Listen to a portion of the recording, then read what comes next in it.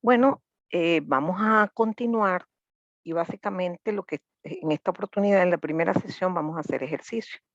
Déjame ver que a lo mejor no contesté. Así, Jesús, sí le contesté.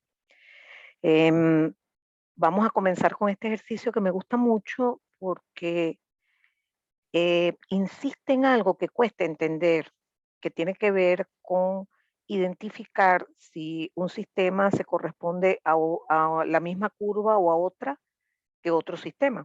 O sea, en principio uno asume que un sistema OK y un sistema FSK tendrían que estar en dos curvas distintas. Pues no, están en la misma curva y uno dice, oye, pero es un fastidio, porque entonces a veces sí, a veces no. ¿Cómo descubro? Entonces, este ejercicio lo puse en un parcial, como ven allí, de junio del 2017, todavía en Venezuela, y ofrecía tres sistemas binarios cuya base era un pulso de altura 1 y duración 1 segundo. O sea, obviamente estamos hablando de que este símbolo, o en este caso Tebit, porque ya nos dicen que es binario, es 1 segundo. Se llaman sistemas 1, sistemas 2 y sistemas 3. Les digo además que lambda es -1 para el sistema 2, que es este, cosa que ya nosotros sabemos, y sabemos que no sabemos, no es tan común, pero ya les he hablado bastante de los sistemas proporcionales y ambos tienen lambda igual 1. ¿Ok? Entonces la primera pregunta decía, con esos valores de lambda, los valores de E1, E0 y E, ¿verdad? Yo les pedía que hicieran una tabla, o sea, como esta, como la que está aquí abajo. Entonces tienen que calcular E1, E0, E, y después determinar, ¿verdad? La probabilidad de error, tanto en función de A como en función de E entre eta. ¿Ok? Entonces eso nos va a ayudar a reflexionar sobre este tema. Entonces, fíjense que aquí, si empezamos con el sistema 1, la energía es A cuadrado, porque esa es la energía del símbolo 1.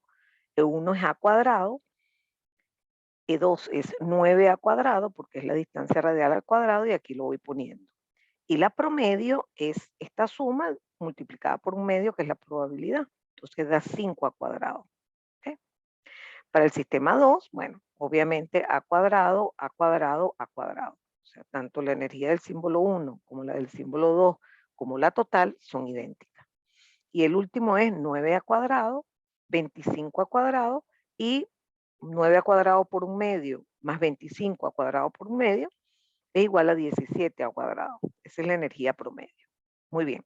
Observamos que, asumiendo que A es idéntico para los tres, observamos que a unos que gastan más energía, bueno, más energía y por ende más potencia que otros.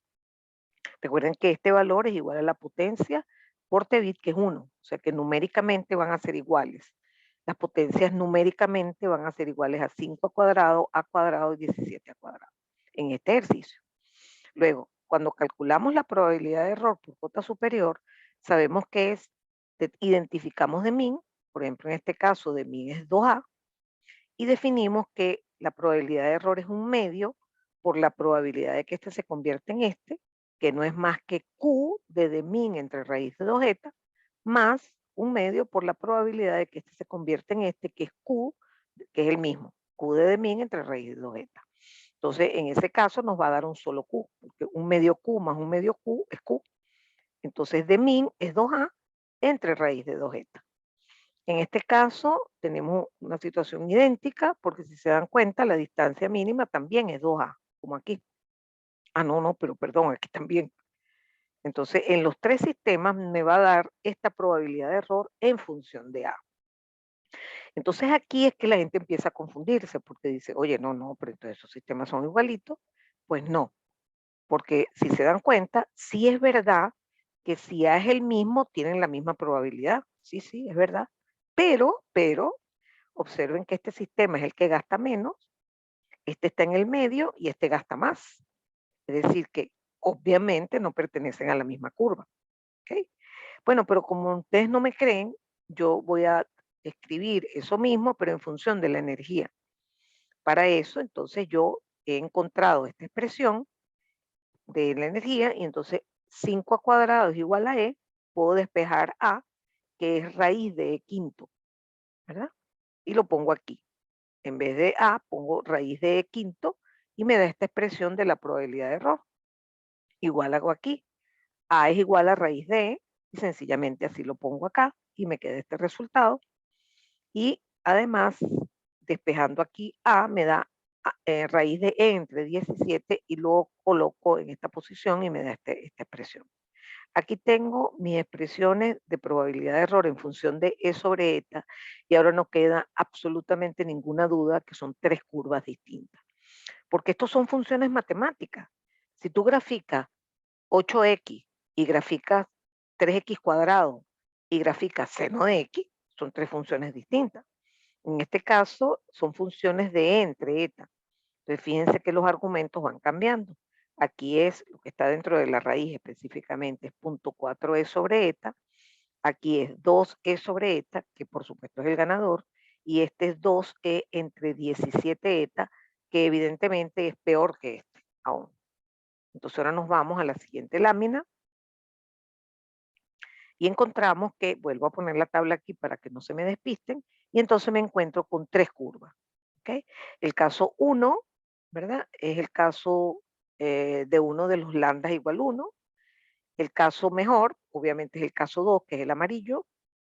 Y el caso 3 es el peor, que es el que genera mayores probabilidades de error para un mismo E sobre eta. Entonces ahora sí, pues uno dice, si tengo el mismo valor de E sobre eta, entonces efectivamente uno nota que son sistemas que van a generar diferentes probabilidades de error. Pero en este ejercicio lo que está planteado es que si A es el mismo, observen, estamos parados aquí. Estamos parados en un punto de probabilidad de error idéntica. Si A es el mismo en los 3. ¿Okay?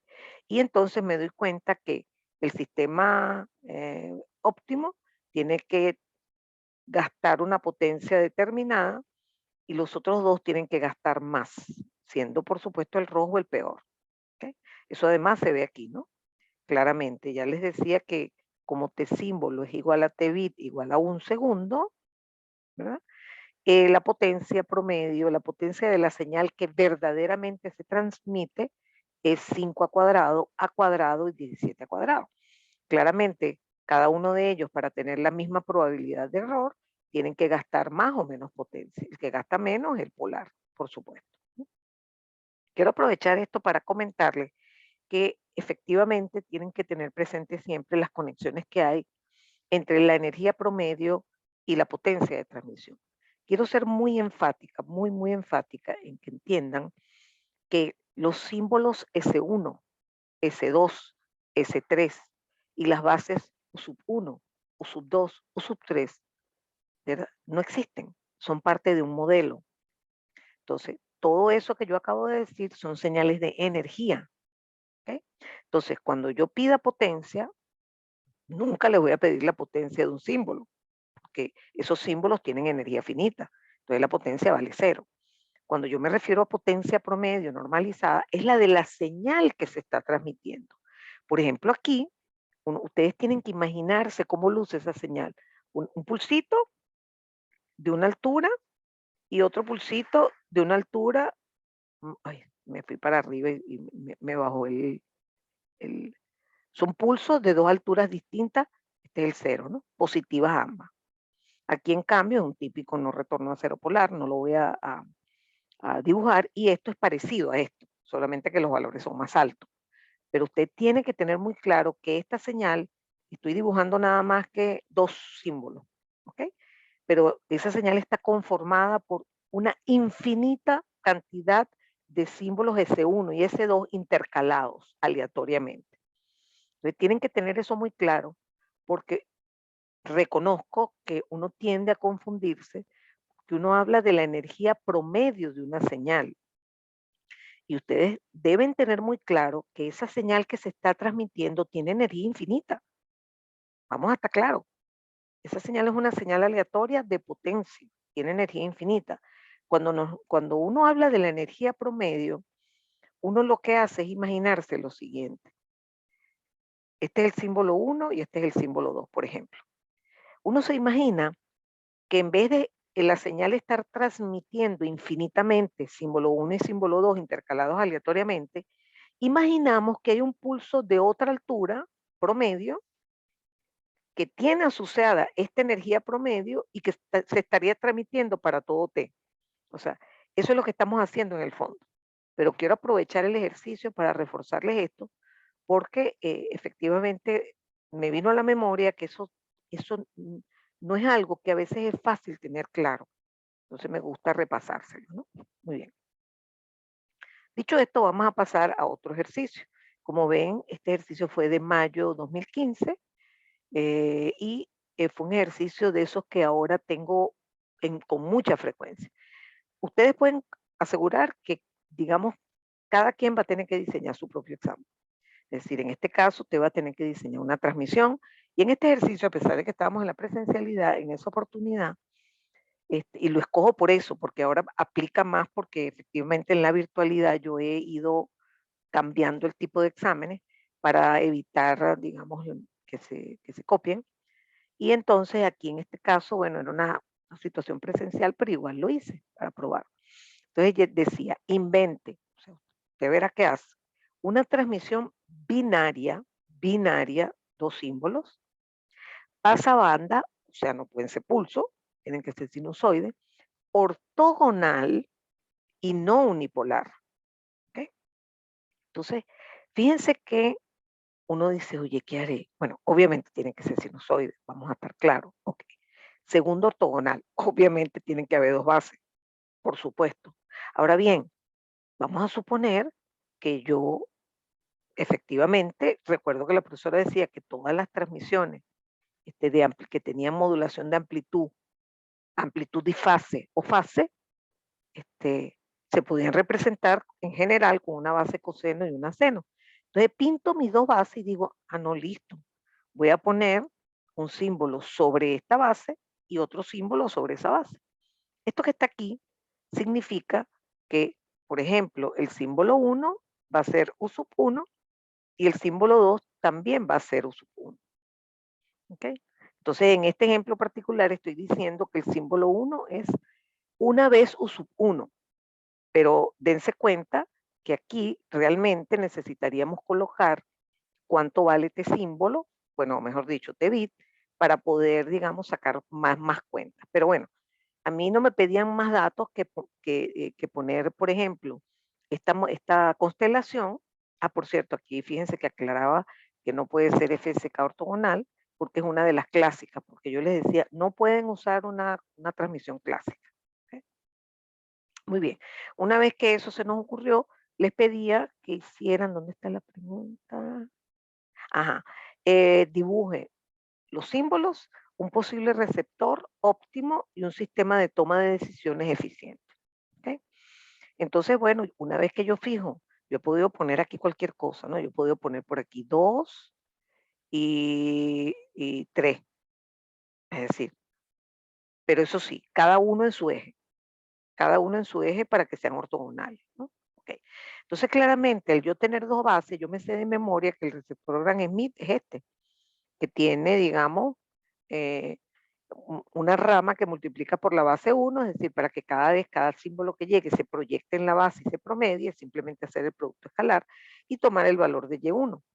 Y aquí la otra rama tendría que tomar el valor de Y2. Entonces, fíjense, para hacer un sistema de detección, realmente usted se puede ayudar mucho de la constelación, ¿verdad? Porque usted puede establecer umbrales, ¿no?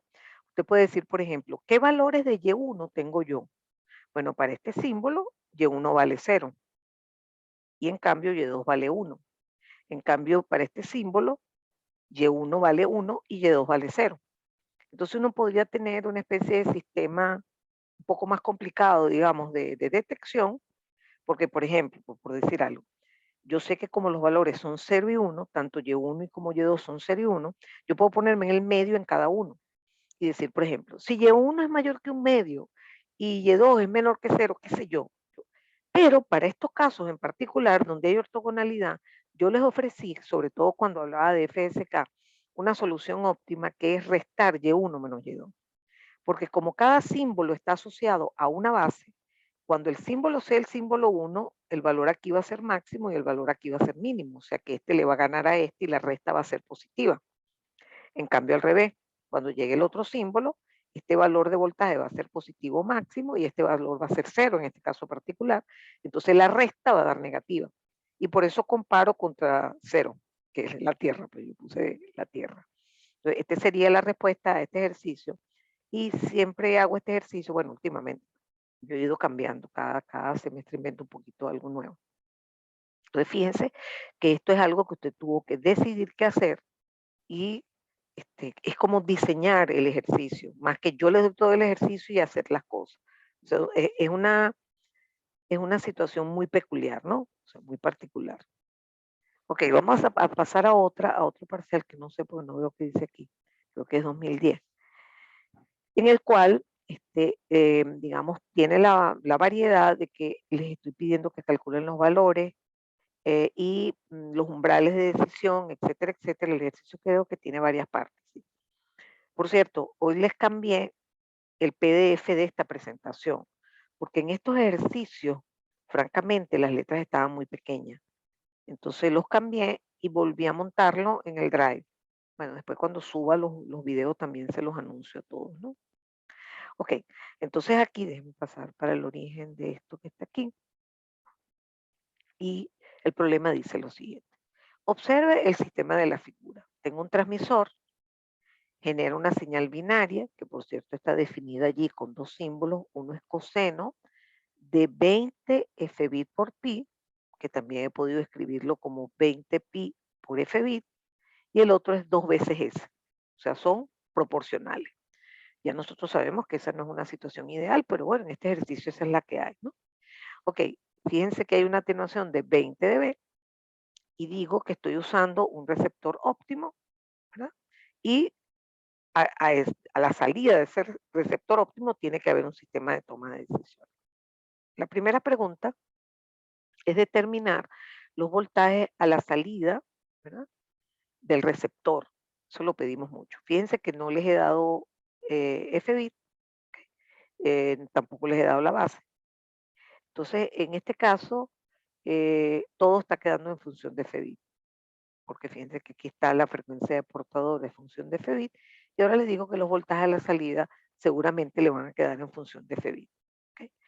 Entonces, fíjense, opción A, ok, para hacer, para, digamos, encontrar los voltajes de salida, yo puedo dibujar el receptor Gram-Schmidt, como este que está en esta lámina, y pasar mi señal por el multiplicador por la base, ¿okay?, y luego integrarlo, y ese a la salida escogería el máximo valor y ese sería, vamos a llamarlo Y1 de T0.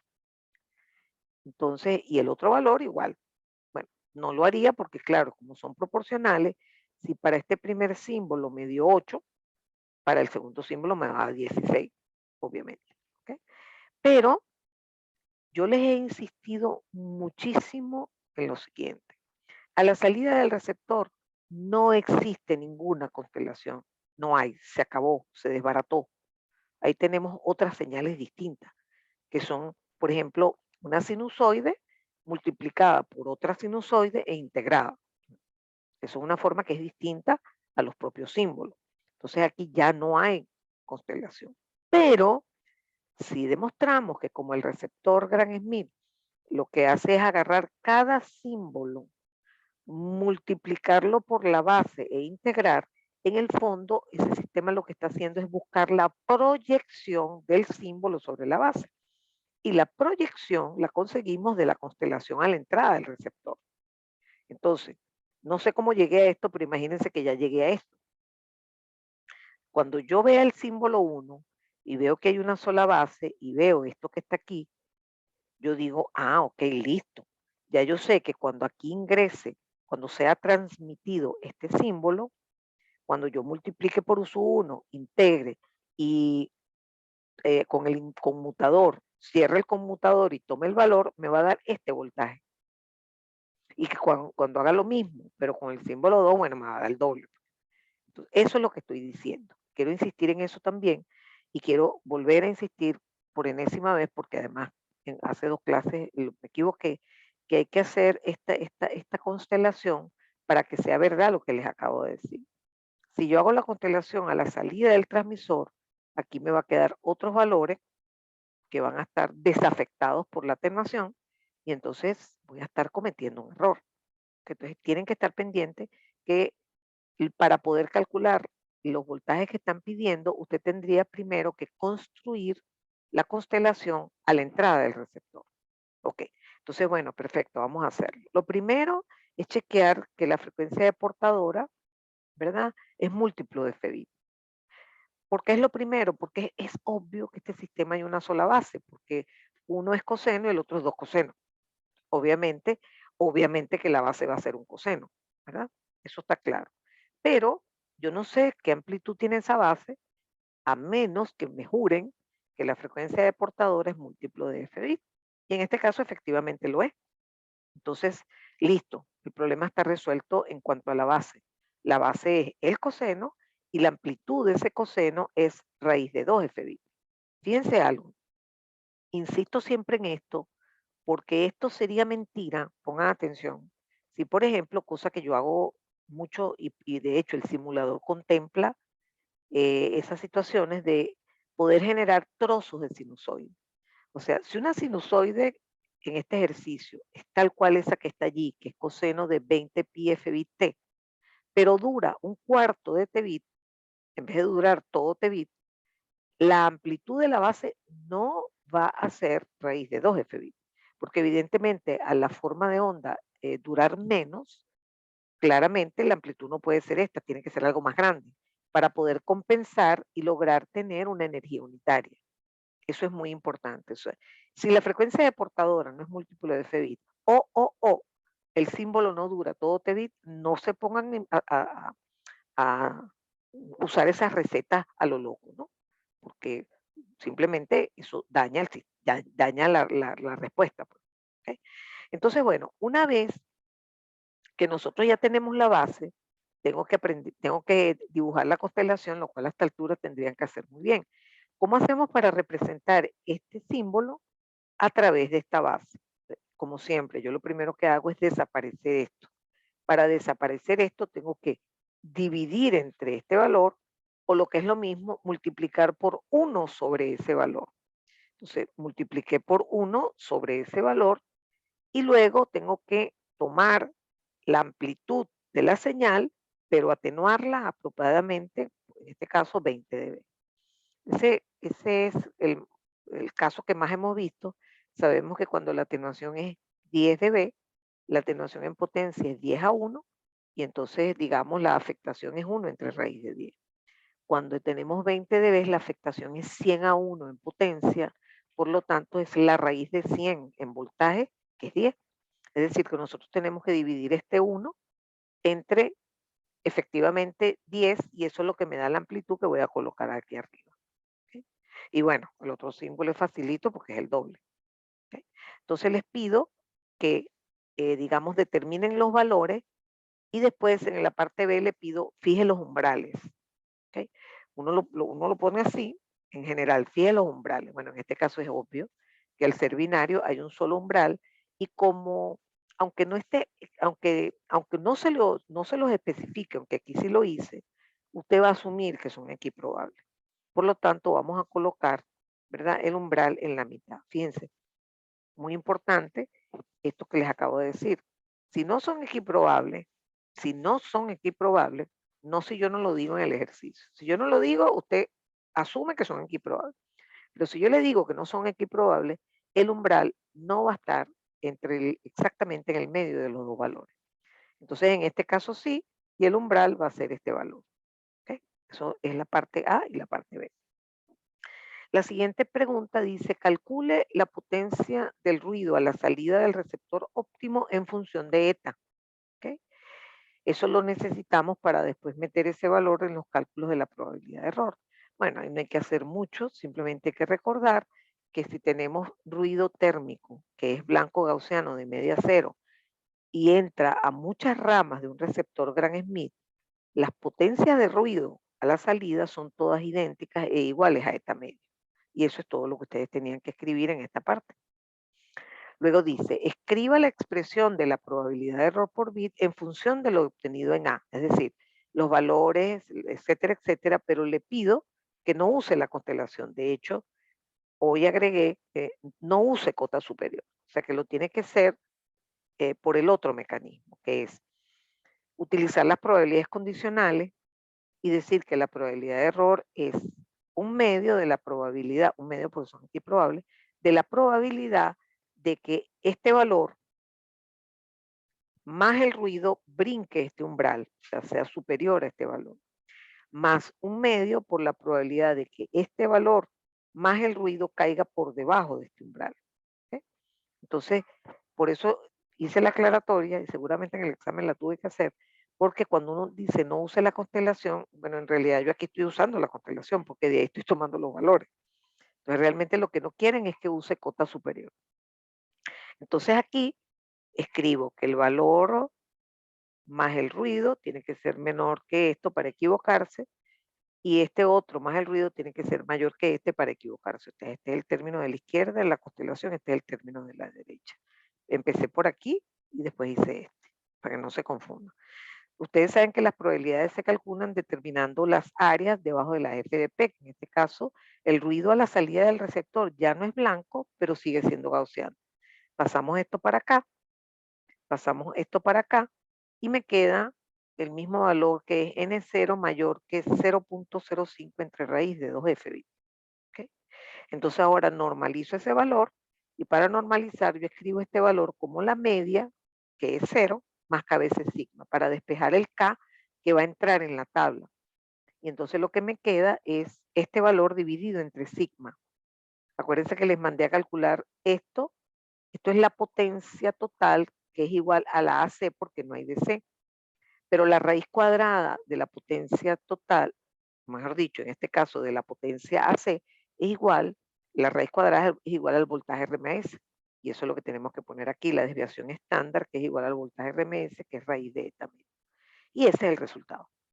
Si lo hubiesen hecho por cota superior, sería muy sencillo porque nada más vemos cuál es la distancia aquí. Y entonces decimos que usamos Q de min entre raíz de 2 eta. Y ese sería el resultado, ¿no? En este caso, por cota superior. Llegamos a lo mismo, por supuesto. Ok, entonces aquí terminamos esta parte y ahora pregunto. Si la atenuación no existiera, es decir, el atenuador tiene 0 dB, ¿no? ¿Cuánto podría subir la tasa de transmisión manteniendo todo lo demás igual, de forma que la probabilidad de error fuese la misma que la obtenida anteriormente? Entonces, fíjense, si no existe la atenuación, usted se da cuenta que los voltajes a la entrada del receptor son los mismos que aquí, es decir, que aquí habría que multiplicar esto por 10, serían 1 y 2. Es decir, que usted está, digamos, teniendo más potencia a la salida. ¿Okay?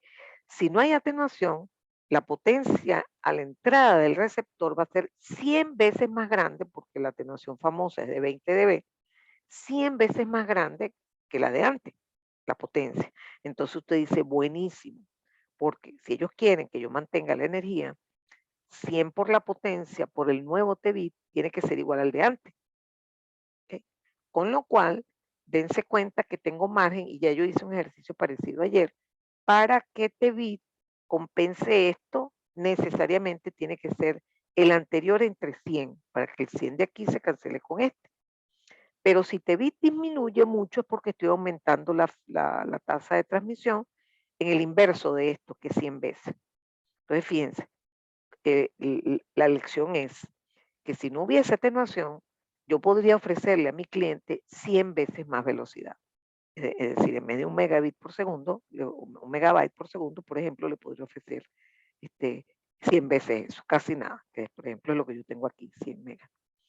Entonces, fíjense que este tipo de ejercicios también me gustan mucho para que comprendan que cuando nosotros queremos optimizar un sistema de comunicaciones tenemos muchas herramientas, ¿no? Una de ellas es aumentar la potencia. En este caso lo hice indirectamente, asumiendo que en el canal esa atenuación que había momentáneamente desapareció. Por ejemplo, esto en un sistema de 4G o 5G, lo que hubiese ocurrido probablemente es que hubiese un switcheo de las modulaciones. ¿Okay? Cuando se ve que el canal mejoró, entonces vamos a darle para arriba si es que ya no estaba, ¿no? Por ejemplo, estaba en 200, estaba en 64 Juan y entonces aprovecho y me subo a 256 cuadros. Pero aquí la solución fue, digamos, no la tenía en mente y no tengo codificación de canal, que es algo que vamos a ver para el último parcial, que es inyectar elementos redundantes para mejorar la calidad. Entonces, bueno, esto me gusta también que siempre lo tengan presente. Esto es lo que les debe quedar, una parte, porque después las fórmulas a uno se le olvidan, pero esas cosas son, digamos, conceptuales que ustedes se les deben quedar para toda la vida. ¿Ok? Bueno, puse esto que está aquí a raíz de preguntas que me hacen con respecto a lo de las curvas de probabilidad de error. Ayer yo les hablé de unos sistemas subóptimos de transmisión. Entonces quise completar esa idea de ayer con esta especie de ejercicio, ¿no? Realmente no es un ejercicio, sino es un resumen de lo que, digamos, hablamos ayer puesto en una gráfica. ¿Ok? Aquí yo les he colocado tres gráficas. Una gráfica que es de FSK no coherente, que es esta que está aquí, ¿ok? La superior. Luego una de ASK coherente, que es la de puntito que está aquí. ¿Ok? Y finalmente PSK, en realidad es PRK, ¿ok? Que es el que hemos visto nosotros, PRK. Muy bien, entonces aquí observamos que en la mejor curva yo hablé de 3 puntos A, B y C. Voy a empezar por ahí. Si yo estoy, por ejemplo, en una situación como estar en el punto B y quiero bajar la probabilidad de error, acuérdense que la probabilidad de error baja acá hacia abajo, ¿ok? Entonces yo me quiero mover a C para mejorar mi calidad con mi cliente, ¿qué hago? Entonces fíjense que aquí yo tengo escalas y tengo valores de 10 log de E sobre eta. ¿Ok? Entonces fíjense que si yo, por ejemplo, paso de 8 a 10, estaría bajando la probabilidad de error de una manera más o menos importante. Fíjense que aquí tengo algo como 10 a la menos 4, vamos a redondear. Y aquí estaría entre 10 a la menos 5 y 10 a la menos 6. Entonces fíjense que aquí yo podía, por ejemplo, preguntarle cuánto tendría que ser el incremento en dB de la potencia, ¿verdad? Para llegar de 8 a 10. Entonces fíjense que como usted ahí no está cambiando la velocidad, por ejemplo, si en el ejemplo no cambia la velocidad, usted diría, oye, todo ese gasto en decibeles tendría que ser en potencia.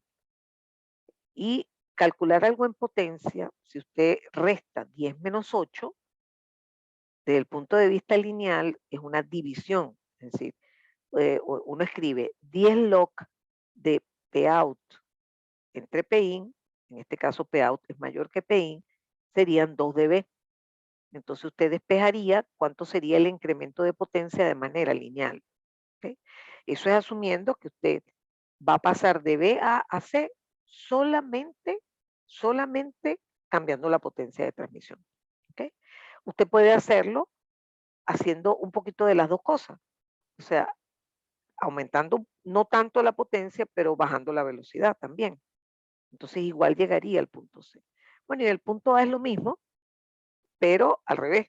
Es decir, usted se mueve, probablemente alguien lo movió sin querer para A, por ejemplo, el canal. Al aumentar eta, automáticamente E sobre eta disminuye y usted se mueve a la izquierda en este gráfico. ¿Okay? Se mueve para acá. Entonces, eso es algo que me permite reforzar un poco lo que acabo de decir. Bueno, pero además, como hablábamos ayer de los sistemas que son subóptimos, fíjense que yo he dibujado aquí FSK no coherente, ¿no? Que es el peor, o sea, porque es subóptimo, al ser no coherente automáticamente es subóptimo. Y entonces yo les preguntaría, oye, Vale, ¿y eso no podría ser OK? Claro, ayer les decía que es una curiosidad que OK, ¿verdad? Y FSK ortogonal no coherentes son idénticos. O sea que yo he podido hacer exactamente este mismo ejercicio diciendo que esto que está aquí es OK no coherente, perfectamente. Y pasa lo mismo con el coherente. Yo digo que esto es ASK coherente y alguien me dice, "Ay, profesora, ¿cómo me quedará FSK coherente? No, es esa misma curva. Usted aquí, yo he podido hacer este mismo ejercicio y decir que esto es FSK ortogonal coherente. ¿Ok? O sea que realmente Yo podría ahí tener graficadas en este momento 5 curvas en vez de 3. ¿Ok? Muy bien. Entonces, el otro aspecto que yo les he reforzado en la interpretación de las curvas de probabilidad de error es el hecho, hace rato hicimos un ejercicio similar, en donde yo exijo que la probabilidad de error sea la misma con los 3 sistemas. Y eso me lleva a reflexiones similares a las que hicimos en un ejercicio hace un rato. Fíjense que el sistema óptimo, que es el PRK, para dar esta para ofrecer esta probabilidad de error, tiene que tener una 10 log de E sobre eta igual a 6 dB. En cambio, fíjense que el sistema OK coherente, ¿verdad? Tiene que tener 9 dB de 10 log de E sobre eta. Y el no coherente tiene que tener, como esta escala no es fácil de ver, ¿verdad? Yo lo calculé aquí, es 10.2 dB. Entonces lo importante es que ustedes entiendan que efectivamente en estas curvas uno puede, digamos, verificar la calidad o una comparación entre sistemas, bien porque nos detenemos en el valor de E sobre eta y observamos que las probabilidades son distintas, o bien porque nos detenemos en una misma probabilidad de error, le exigimos a los 3 que nos den la misma probabilidad de error y resulta que cada uno de ellos tiene que hacer un sacrificio diferente. Unos tienen que ver cómo hacen para aumentar la potencia, las baterías van a durar menos o darle al cliente menos velocidad de transmisión. Y bueno, hay sistemas malos, hay sistemas regulares malos y bueno, o sea, y eso lo tenemos que saber hacer. ¿De acuerdo? Bueno, entonces déjeme terminar comentándole algo.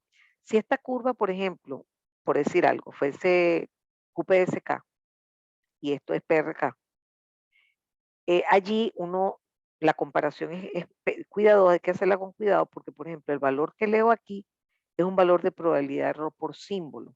En cambio, este sería una probabilidad de error por bit. ¿Ok? Y en principio, digamos, no son exactamente comparables, pero claramente los sistemas M-arios van a tener curvas cada vez más altas a medida que el orden de M crece. ¿Ok? O sea que esto podría ser PRK, QPSK, 16PSK. Bueno, y con esto cierro y entonces vamos a la siguiente sesión. Vamos a comenzar Easy, que es parte del capítulo de la unidad 2.